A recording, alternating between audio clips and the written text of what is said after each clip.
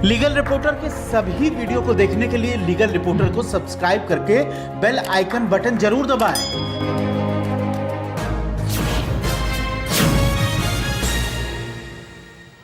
ज्ञान कभी किसी उम्र का मोहताज नहीं होता और ये बात खासकर विवेक तनखा जी जो सीनियर एडवोकेट हैं सुप्रीम कोर्ट में, उन पर बहुत अच्छी तरह से बैठती है, क्योंकि मध्य प्रदेश जैसे बड़े राज्य का सबसे कम उम्र के एडवोकेट जनरल बनने का जो एक तरह से सफलता हासिल करी, उसका कोई जोड़ नहीं है। और आज हमारे साथ बातचीत करने के लिए विवेक तनखा साहब हैं।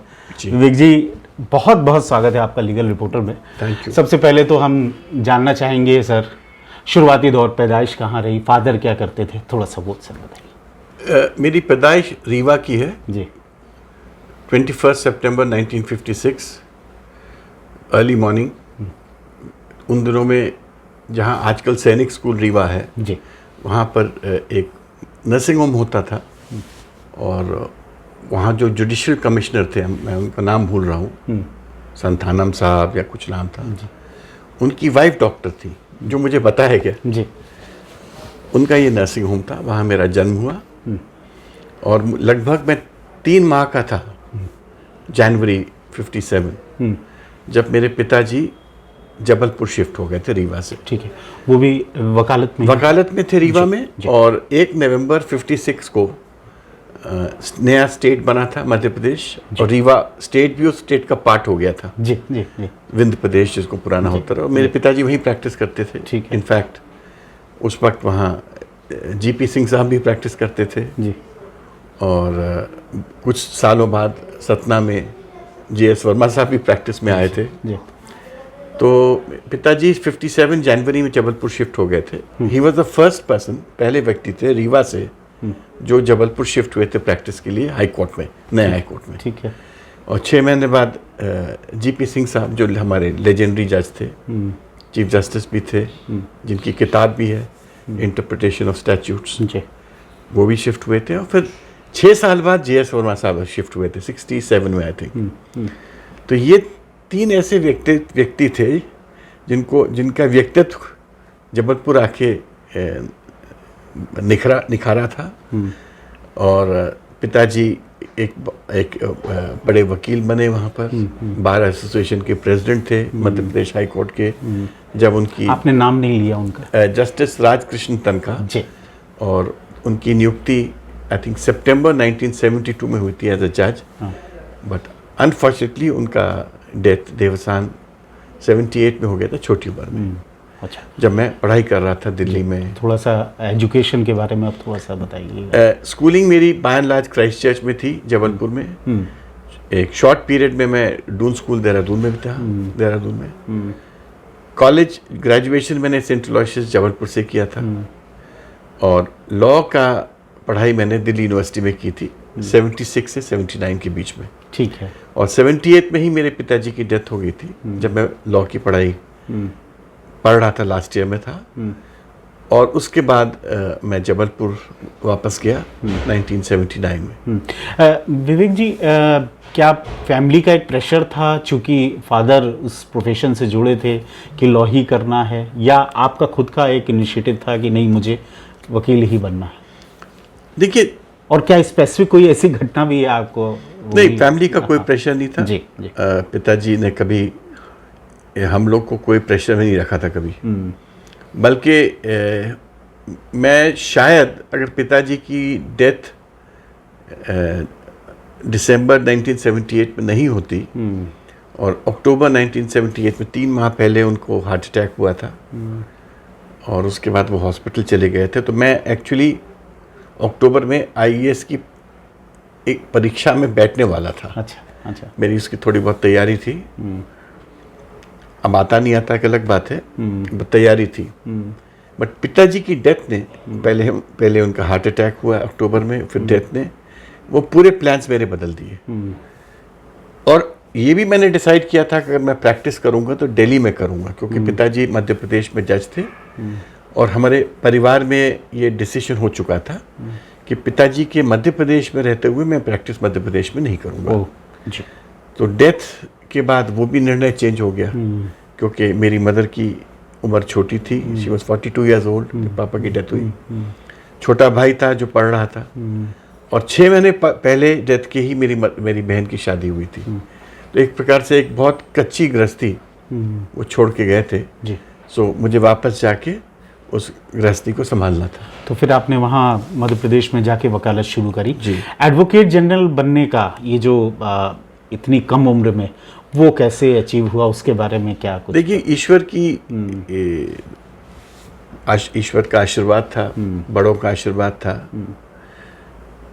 बहुत छोटी उम्र में मेरी प्रैक्टिस बहुत अच्छी हो गई थी। इनफैक्ट सीनियर का अगर जिक्र करना चाहें आप, किनके अंडर में शुरू? मैं राजेंद्र सिंह जी और पीसी पाठक साहब, 2 लोग थे, क्रिमिनल और सिविल जी। उनके ऑफिस में जाके मैंने सीखा था। और 4-5 साल में मेरी प्रैक्टिस काफ़ी अच्छी हो चुकी थी। और 10 साल में तो मैं नामी वकीलों में से था। 10 साल की प्रैक्टिस में मध्य किसी प्रदेश खास स्ट्रीम में या सिविल? नहीं, शुरू में मैंने क्रिमिनल लॉ में काफ़ी ट्रायल्स भी किए और काफ़ी काम किया। बट समझिए 84 के बाद मेरा रुझान रिट पिटिशंस और सिविल की तरफ ज़्यादा था, बिकॉज उस तरह के केसेस आ रहे थे मेरे पास। जो वैक्यूम हुआ था बड़े बड़े वकीलों के एलिवेशन से, तो वो सब केसेस मेरे पास आने लगे और मैं सब बड़े बड़े केसेस बहस किया करता था। और मैं एज आई सेड के 1992 में जब राष्ट्रपति शासन आया था मध्य प्रदेश में, और मेरी 12-13 साल की प्रैक्टिस थी, वो पहला चांस था जब मुझे एडवोकेट जनरल बनने का न्योता दिया गया था। और उस समय उम्र क्या थी आपकी? मेरी होगी 36 साल की या 35 साल की। तो मैं 56 तो शौक होंगे कि? मैं तो मना कर रहा था। इनफैक्ट मेरे पास विद्याचंद जी और माधवराव सिंधिया जी, ये निर्णय उन दोनों का था कि मुझे एडवोकेट जनरल बनाया जाए, क्योंकि उस वक्त तक मैं सब बड़े लोगों के केसेस आर्ग्यू कर रहा था। जी। तो मैंने बल्कि उनको बोला था मेरी उम्र बहुत कम है और लोगों को अचंबा होगा, क्योंकि एडवोकेट जनरल कोई 70-75 के पहले उन दिनों में बनता नहीं था। नहीं बनते हैं। तो आश्चर्य भी होगा लोगों को। तो वो लोग नहीं माने और उन्होंने प्राइम मिनिस्टर नरसिम्हा राव जी थे, उनसे परमिशन जाके ले ली और मुझे गवर्नर साहब की तरफ से ऑफर, वो कंसेंट का वो लेटर देना पड़ता है, ऑफर आता है, वो भी आ गया और मैंने भेज दिया। फिर रीथिंकिंग हुई कि भाई ये इनकी उम्र बहुत छोटी है, इनको कैसे बनाएं अभी। तो फिर मुझे फ़ोन आया कि ऐसा करते हैं, हम एक बुज़ुर्ग को, पुत्तूलाल दुबे जी को एडवोकेट जनरल बना देते हैं, जो 75-76 साल के थे, और अपने एस.के. दुबे साहब जस्टिस थे, उनके फादर, और आपको हम एडिशनल एडवोकेट जनरल बनाते हैं और आप ही डिफैक्टो एडवोकेट जनरल रहोगे, क्योंकि आप ही ऑफिस चलाओगे। तो मैंने साफ तौर से कह दिया कि आपने मेरी कंसेंट तो एडवोकेट जनरल की ली थी, मैं एडिशनल एडवोकेट जनरल बनने को तैयार नहीं हूँ। उन्होंने कहा विवेक, हम तुम्हें ऑफर दे रहे हैं, एक्सेप्ट करना नहीं करना ये तुम्हारा निर्णय होगा। तो मेरे को ऑफर मिला और मैंने उस ऑफर को नहीं कह दिया। फिर मैं प्रैक्टिस करता रहा और मैंने प्रैक्टिस खूब एंजॉय की। और उसके बाद मुझे 96 के बाद कई बार जज बनाने की बात आई। सबसे पहले तो शंकर दयाल शर्मा जी, राष्ट्रपति जी उस वक्त थे, मैं उनसे अपने परिवार के कुछ सदस्यों के साथ एक दिन मिलने गया था। मैं रोटरी क्लब का अध्यक्ष था उस वक्त, और कई IAS ऑफिसर्स भी उस वक्त मौजूद थे। आपको ख्याल है सुधीर नाथ साहब भी थे, और मुझे और याद नहीं, बट 5-7 लोग मौजूद थे।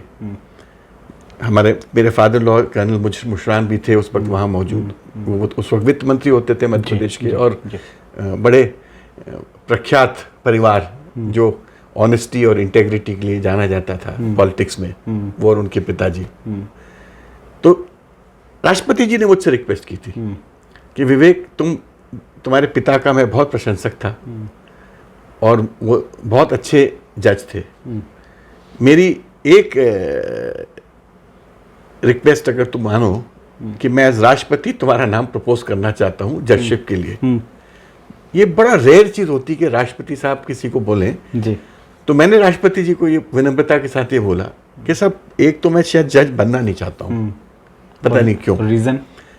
पिताजी को देखा था 7-8 साल और ऐसा लगा था कि बहुत डिफिकल्ट लाइफ होती है एक जज की, बहुत सेडेंट्री लाइफ होती है, और मैं बहुत पब्लिक स्पिरिटेड व्यक्ति था।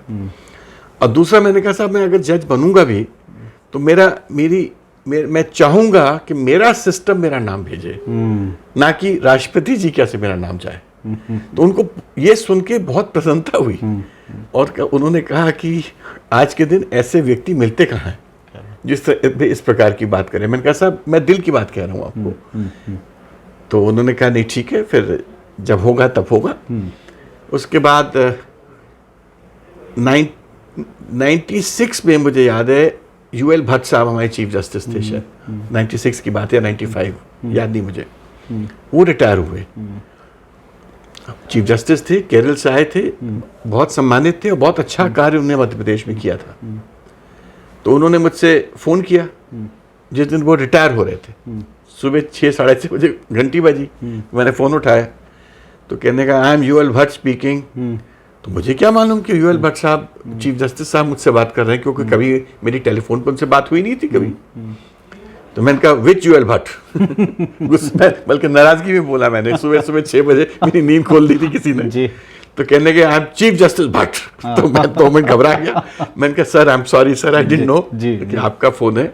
कहते हंसने लगे, फिर कहने लगे नहीं it's very early morning I know, but मैं आज इंग्लिश में बोला, उसका हिंदी में अनुवाद कर रहा हूँ कि मैं आज रिटायर हो रहा हूँ और जा रहा हूँ, बट मैं तुमसे बहुत प्रभावित था। तुमने जिस तरह से तुम आर्ग्यू करते थे और तुम्हारी पूरी पर्सनालिटी और बैकग्राउंड और डिविनर से मैं बहुत खुश था।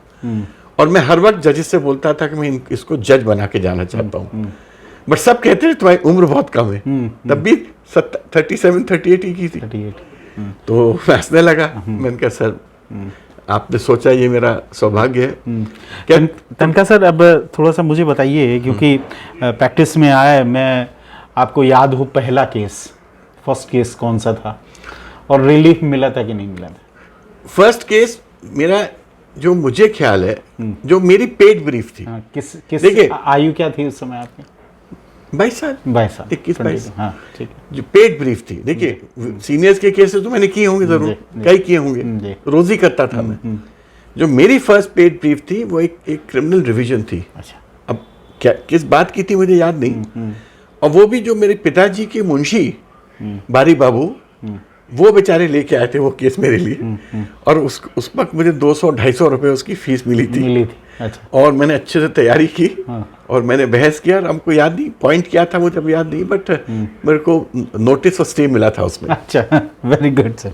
अच्छा, अब एडवोकेट जनरल के एक बड़ा दायित्व निभाते हुए अगर कुछ केसेस का आप जिक्र कर सकें जो बड़े इम्पैक्ट जिन्होंने छोड़े, एक लार्जर इम्पैक्ट के लिए आपने वकालत करी, अगर कुछ केसेस आपको याद आए तो उनका अगर जिक्र। उसके पहले मैं एक चीज़ और जिक्र करना चाहूँगा कि 98 मार्च में फिर मुझे जजशिप फिर ऑफर हुई फॉर्मली। अच्छा, ओह ग्रेट। और मुझे उस वक्त जस्टिस माथुर जो हमारे चीफ जस्टिस थे उन्होंने बुलाया घर पे, और इसलिए बुलाया कि उनको पता था कि मैं इच्छुक नहीं हूँ, और एक प्रकार से इमोशनल प्रेशर डाल के कि देखो तुम्हारे पिताजी जज थे, बहुत नामी जज थे, नामी वकील थे, तुमको वो फैमिली ट्रेडिशन आगे ले जाना है, तो तुमको हामी बननी चाहिए।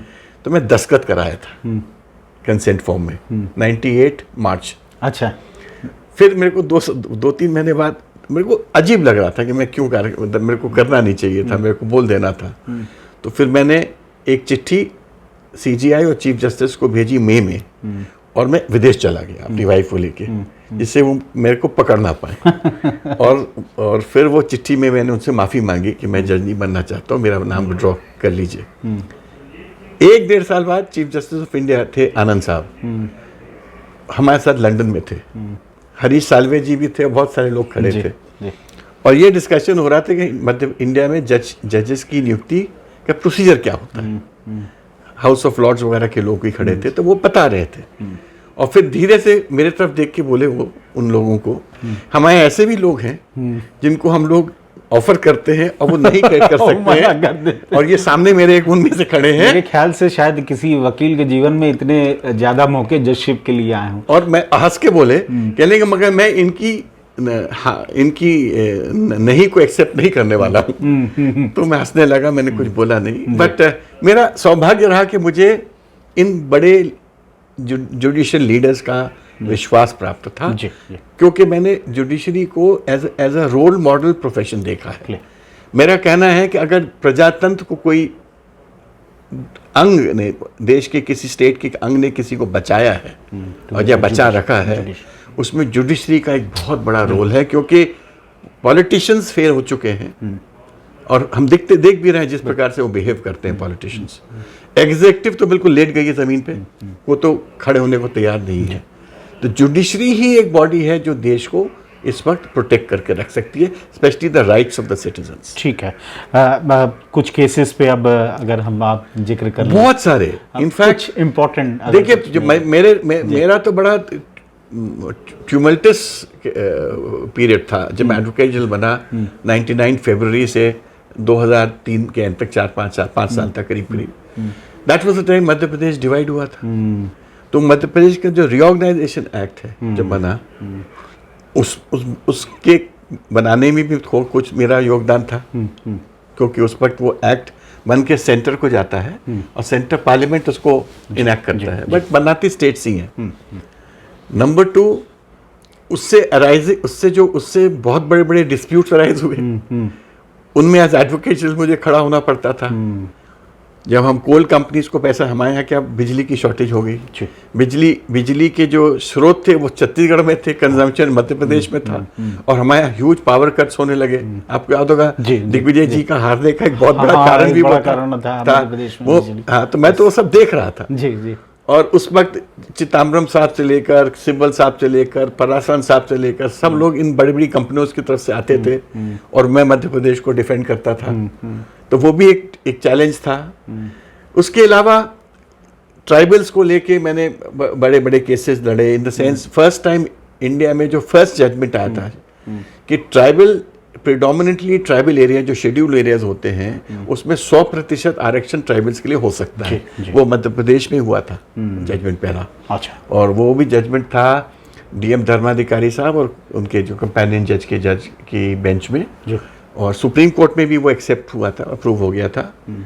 और कई साल बाद जब डीएम धर्माधिकारी साहब गुजरात के चीफ जस्टिस थे और सेम इशू उनके सामने आया, तो उन्होंने उस एडवोकेट जनरल को बोला वहां के कि तनखा साहब से आप कांटेक्ट करिए और मध्य प्रदेश के जजमेंट बोलवाइए, तो वो आपको हेल्प करेगा इसमें। जी। तो बहुत सारी ऐसी एडिशनल सॉलिसिटर जनरल बनने का मौका, जहाँ तक मैंने अभी पढ़ा कि आपको मध्य प्रदेश से आप शायद पहले थे, और दिल्ली कब आना हुआ इसके बाद? देखिए, मैं 2004 जैसे दिग्विजय जी की सरकार, आप उस समय सीनियर हो गए थे?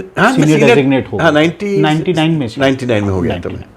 एंड उसके बाद मैं मध्य प्रदेश से दिल्ली आ गया। जैसे अच्छा, ये मेरा दिग्विजय सिंह जी से एग्रीमेंट था। हाँ जी।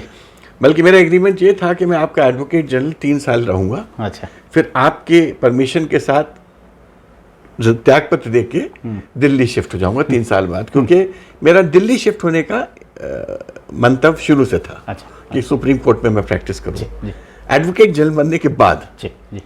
तो दिग्विजय जी ने तब ये बोला था कि ठीक है, तुम 3 साल तो कर लो पहले, फिर अपन देखेंगे।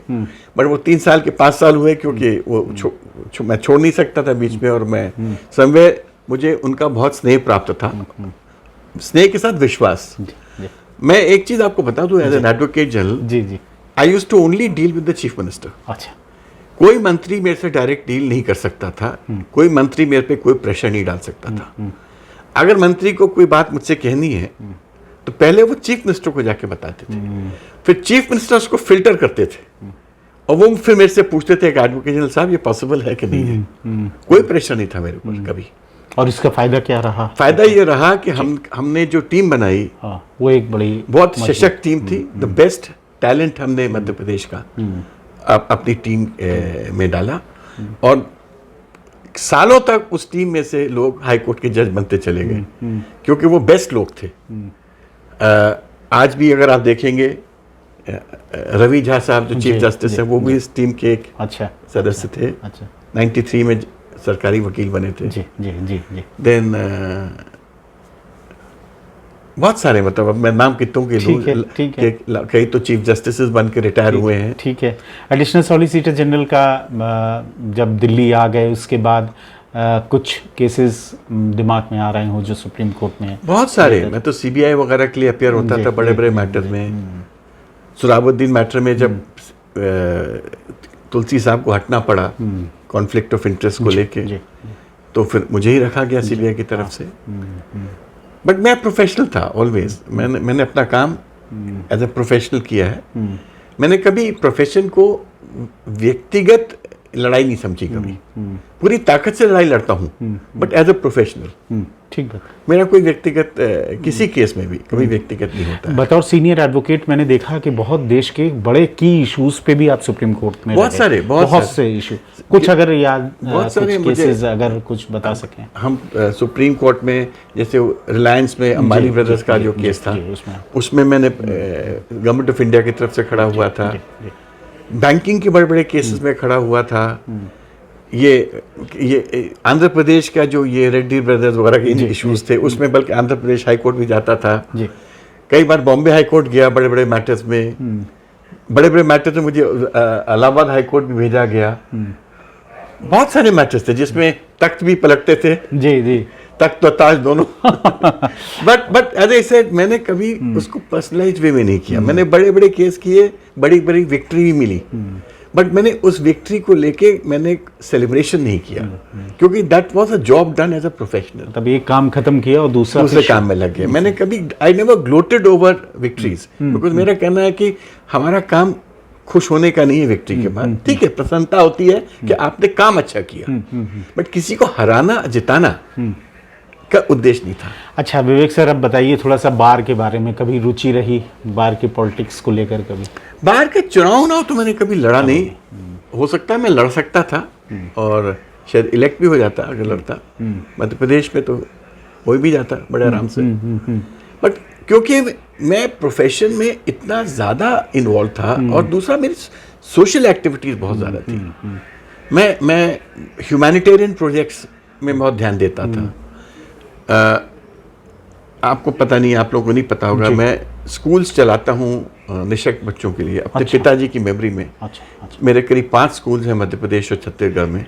करीब 700-800 बच्चे पढ़ते हैं। ये सब deaf mute spastic mentally retarded बच्चे हैं जो गरीब परिवार से, बहुत गरीबी परिवार से आते हैं। इनको हम लोग बसेस में स्कूल तक लाते हैं, कुछ शिक्षा, कुछ जीने की तौर तरीके सिखाने के तौर से। बहुत अच्छा। और ये मैं 1997 से ये चीज़ कर रहा हूँ और मैं कभी इन चीज़ों की बाहर ज़्यादा बात भी नहीं करता हूँ और क्योंकि ये मेरी आंतरिक खुशी की चीज़ है। बहुत इसी तरह मैं मेडिकल मिशंस में लगा हूँ रोटरी के साथ। रोटरी एक बहुत बड़ा प्लेटफॉर्म है। बिल्कुल। और हम लोग हर साल मेडिकल मिशंस करते हैं जिसमें व्यक्तिगत रूप से मैंने डॉक्टर्स को इनवाइट करता हूँ जिनका मैं टिकट वगैरह मैं लेता हूँ, मैं हॉस्पिटैलिटी में एक्सटेंड करता हूँ। अभी लास्ट मिशन मंडला में हुआ था। ये मिशन ट्राइबल एरिया में होता है। लास्ट मिशन मंडला में हुआ था जिसमें करीब 1 लाख पेशेंट्स आए थे। 7 दिन का मिशन था। करीब 650 डॉक्टर्स वहाँ काम कर रहे थे। त्रेहान साहब से लेकर, राणा साहब से लेकर, गुलेरिया साहब से लेकर, कभी कभी खुद भी आते हैं ये लोग, नहीं तो इनकी टीम भी आती है। Bombay hospital, Max, you name it, हर बॉम्बे अपना चिरायू की पूरी टीम, अरबिंदो की पूरी टीम, मेडिकल कॉलेज की पूरी टीम, एम्स भोपाल की पूरी टीम, और सभी आते हैं। आर्मी ने भी कई दफ़े मुझे ज्वाइन किया इस मिशन में। और ये मिशन उन गरीबों के लिए होता है जहाँ कभी डॉक्टर तक पहुँच नहीं पाते हैं। ये ट्राइबल्स के लिए होता है। और इनमें से फिर जो हम लोग सिलेक्ट करके हम लोग वहाँ सर्जरी और दूसरे प्रोसीजर्स करवाते हैं। और शायद इसीलिए ये सब सोशल एक्टिविटी के कारण आपका बात पे समय नहीं था। तो मैं थोड़ा सा बेंच की तरफ आपको ले जाऊंगा क्योंकि एक लंबा आपका बड़ा अनुभव हो गया बतौर senior advocate general, additional solicitor general. Vivek sir बताइए थोड़ा सा बेंच के बारे में, कुछ जजेस का अगर आप उनके जजमेंट्स, उनके ऑर्डर को लेकर आपके मन में कोई एक अलग तरह की छाप है, या उनके व्यक्तित्व को लेकर है, उनके कोर्ट में काम करने के तरीके को लेकर है, तो क्या कुछ उन जजेस के बारे में आप बात करना चाहेंगे? देखिए, किसी भी सिस्टम में हर प्रकार के लोग होते हैं। आप कोई भी सिस्टम में ये नहीं कह सकते कि सब लोग बहुत उत्तम हैं या सब लोग बहुत खराब हैं। कोई हर सिस्टम में इट्स अ मिक्स्ड बैग। ठीक है। और लोग आते भी जाते रहते हैं, ये कोई परमानेंट भी नहीं है। तो ठीक है, मैं देखता हूँ कई दफ़े हमको जजेस, कुछ जजेस हम लोग बहुत अप्रिशिएट करते हैं, कुछ जजेस को कम अप्रिशिएट करते हैं, और कुछ जजेस को अवॉइड भी करते हैं। ये नेचुरल है, ये किसी कोई बड़ी चीज़ नहीं है। हर आदमी के फिर भी अगर कोई खास नाम आपके दिमाग में ज़हन नहीं, में कोई लेना चाहे मैं तो? अच्छे लोगों की कुछ अच्छे लोगों की बात कर सकता हूँ जरूर। जैसे जब मैं मध्य प्रदेश में था जी। तो मैं यूएल भट्ट साहब थे, मैंने उनको देखा। भाई कई ऐसे लोग थे, एक जीएल ओझा साहब थे, जी। जेएस वर्मा साहब थे। तो इन लोगों को मैं जब देखता था काम करते हुए, तो एक मुझे एक रोल मॉडल से दिखते थे लोग। और उसके बाद माथुर साहब भी थे, बहुत हार्ड वर्किंग थे। तमाम हाई कोर्ट जजेस भी बहुत सारे में बहुत अच्छे थे हमारे। और ये सुप्रीम कोर्ट आया, अब 15-20 साल से यहाँ सुप्रीम कोर्ट में है। आपके जितने चीफ जस्टिस से मेरा वास्ता पड़ा जब से मैं आया हूँ, खरे साहब से लेकर कृपाल साहब से लेकर सब्रवाल जी से लेकर, मैं सभी मेरे को तो बहुत पसंद आते। मतलब वो भी मुझे शायद बहुत पसंद करते थे। क्योंकि देखिए, अगर आप खाली काम से मतलब रखते हो और आपका कोई व्यक्तिगत उसमें इशू नहीं है, तो जज भी आपके साथ बहुत इजी होता है। जब प्रॉब्लम होती है जब आप किसी केस को पर्सनलाइज बना लो। मैं बड़े से बड़े केस को पर्सनलाइज नहीं बनाता हूँ। केस केस को अच्छे से लड़ना हमारा दायित्व है, मगर लड़ने के बाद अंत में जज के ऊपर छोड़ देना भी हमारा ड्यूटी है। बिकॉज अल्टीमेटली डिसाइड तो उन्हीं को करना है। वर्तमान में आप राज्यसभा सांसद हैं, कांग्रेस से भी जुड़े रहे हैं। इस कैसे कोप अप कर पाते हैं इस राजनीति और वकालत के पेशे को? देखिए, ये भी एक चैलेंज है, क्योंकि राज्यसभा में आने के बाद वो टाइम डिवाइड करना पड़ता है आपको। और वैसे भी मैं पॉलिटिक्स में क्योंकि टाइम देता हूँ, पार्टी को टाइम देता हूँ। राज्यसभा तो एक पार्ट है, पार्टी को बहुत टाइम देता हूँ। और मध्य प्रदेश और छत्तीसगढ़ के लीडर स्पेशली मुझ पर बहुत ज़्यादा डिपेंड करते हैं मदद के लिए। और पब्लिक भी करती है, वहाँ की पब्लिक भी करती है, वहाँ की इंडस्ट्री भी करती है, वहाँ का ब्यूरोक्रेसी भी मेरे पे बहुत फेथ रखती है। तो ठीक है, मुझे टाइम तो देना पड़ता है। और फिर रोटरी जैसे ऑर्गेनाइजेशंस भी मेरा बहुत टाइम लेती हैं। तो ठीक है, 24/7 ऑल डेज। मैंने सुना है बहुत से सीनियर एडवोकेट्स का मैंने इंटरव्यू किया, तो वो कहते हैं कि हमको तो रात में 12 बजे तक, 2 बजे तक, 3 बजे तक, तो कितने घंटे आपको काम करना पड़ता है? देखिए, जब घंटा कोई चीज़ नहीं है ऐसा। वो तो जब तक काम खत्म नहीं होगा हम काम करते रहते हैं कंटिन्यू। अब वो चाहे 2 बज जाए, 3 बज जाए, 4 बज जाए, ऐसा भी वक्त हुआ है। ऐसा भी वक्त हुआ सुबह 5 बजे तक हम लोग काम करते रहे और सोए नहीं, और सुबह चाय पी के कोर्ट चले गए।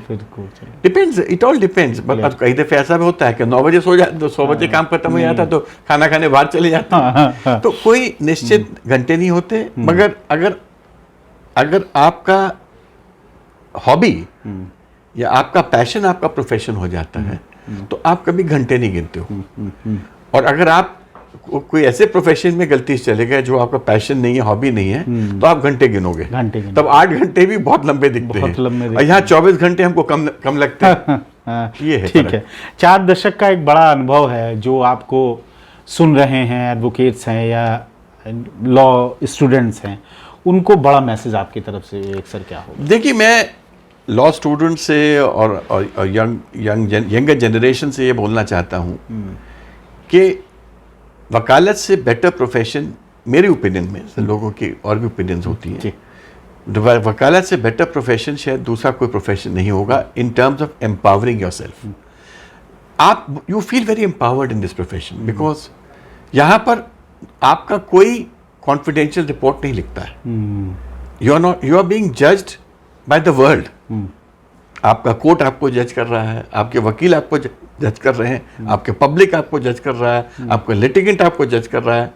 आप कैसे, क्या कपड़े पहनते हैं और किस तरह से पहनते हैं, आप कैसे चलते हैं, आप लोगों से कैसे बात करते हैं, आप चाय कैसे पीते हैं, आप कोर्ट में खड़े कैसे होते हैं, बात कैसे करते हैं, कोर्ट आपकी तरफ देख के खुश होती है, नाराज रहती है? नाराज रहती। क्या कोर्ट के हर चीज is noticed, it's a theatre.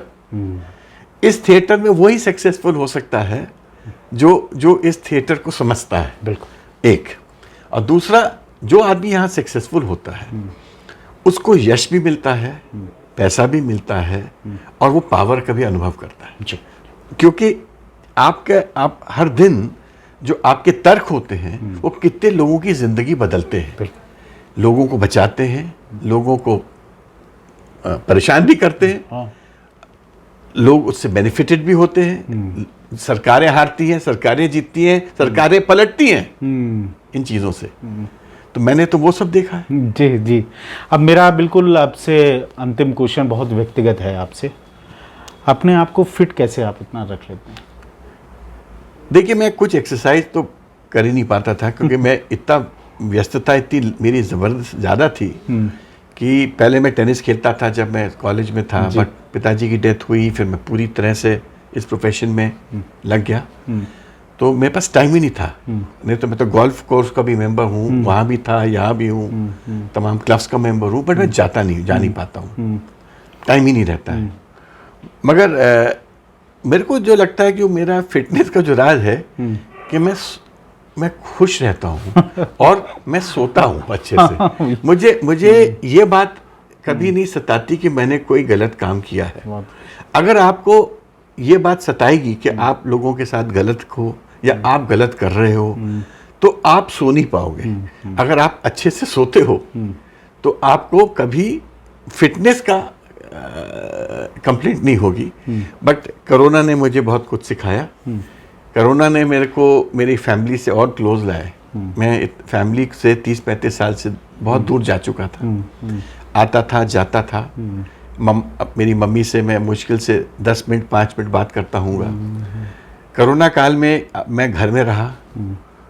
मेरी 89 इयर्स की मम्मी मेरे साथ रहती हैं, और 88 इयर्स की मेरी वाइफ की मम्मी आरती, वो भी मेरे यहाँ रहती है, और 10 साल से दोनों हमारे साथ रहते हैं। तो हम सुबह जब उठते हैं तो चाय उनके साथ पीते हैं, 7-8 महीने हो गए, और पेपर उनके साथ पढ़ते हैं, न्यूज़ उनके साथ सुनते हैं। फिर हम काम में आ जाते हैं नीचे, फिर लंच के लिए जाते हैं तो वो हमारे साथ लंच खाती हैं। फिर उसके बाद हम फिर ऑफिस आ जाएंगे, अपना रेस्ट करेंगे, जो भी करेंगे। और रात को जब डिनर खाता हूँ तो तभी उन लोग के साथ बैठ के खाता हूँ। तो मैं तो सोचता हूँ कि ये कोरोना काल लोगों के लिए जो भी है, इस मेरे पॉइंट ऑफ व्यू से कोरोना ने मुझे बहुत सबक भी सिखाया कि देखिए, लाइफ में सक्सेसफुल होना, यश कमाना, नाम कमाना तो अच्छी बात है, बट उससे भी ज़्यादा इम्पोर्टेंट है कि आप परिवार से जुड़े रहो, माता पिता को खुश रखो जी, और परिवार को समय दो। ये बहुत महत्वपूर्ण बात है। बहुत बहुत शुक्रिया तनखा सर, और इतनी बेहतर आपने बातें बताई अपने 4 दशक के अनुभव को लेकर, और अनुभवों से जो बहुत अर्ली स्टेज से शुरू हुआ और सुप्रीम कोर्ट तक एक बड़ा व्यापक उसका चेहरा, उसका रूप हुआ, और उसी के साथ ही लगातार विवेक सर चलते आ रहे हैं, और लगातार हम उम्मीद करेंगे कि लंबे समय तक वो इस तरह के केसेस में, सुप्रीम कोर्ट के बड़े मामलों में पेश होते रहें। तो फिलहाल लीगल लीजेंड में इतना ही। मुझे इजाज़त, धन्यवाद, नमस्कार। लीगल रिपोर्टर के सभी वीडियो को देखने के लिए लीगल रिपोर्टर को सब्सक्राइब करके बेल आइकन बटन जरूर दबाएं।